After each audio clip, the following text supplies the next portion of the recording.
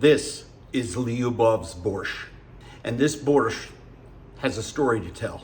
Hey everybody, I'm Andrew Zimmern, and today I'm going to be making a very special borscht recipe for you. As a global ambassador for the International Rescue Committee, I was asked to help commemorate the 3rd anniversary of the Russian invasion of Ukraine. Solidarity, love, compassion doesn't have an expiration date, and the humanitarian response to this war requires sustained support. I know firsthand that displaced persons all around the world, regardless of what country they come from, are often and most times comforted first and foremost by a bowl of food. Today, I want to take you into the world of the Ukrainian culinary traditions, bringing the rich, comforting, and vibrant flavors of Ukraine to your table.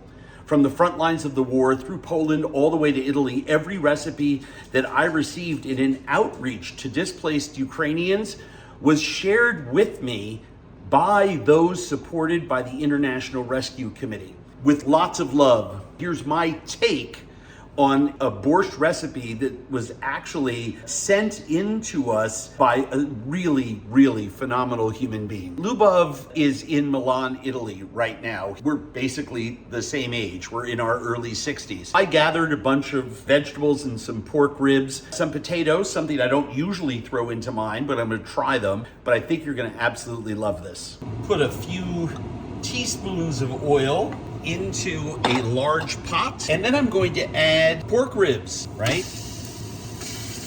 And I just want to get a nice rich brown color on the bottom of these bones. Gonna add some salt.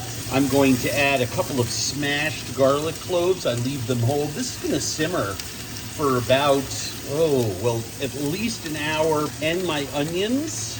The onions have cooked for several more minutes. I'm gonna add some sliced carrots. I always like carrots.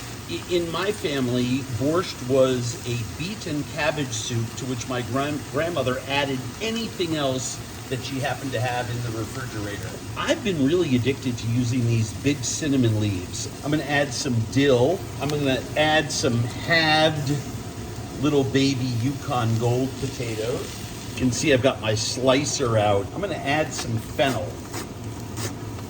Let's add our cabbage. Oh yeah.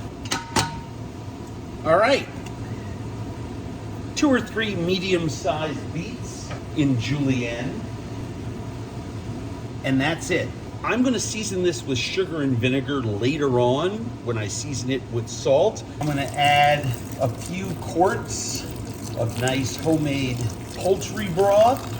I want to make sure that that comes up right to the edge of the veg. Well, you can see this is now getting nice and bubbly. I'm going to throw the lid on it, and we're going to let that cook for an hour. This is an hour later. Let's take a look. Perfect and stunning.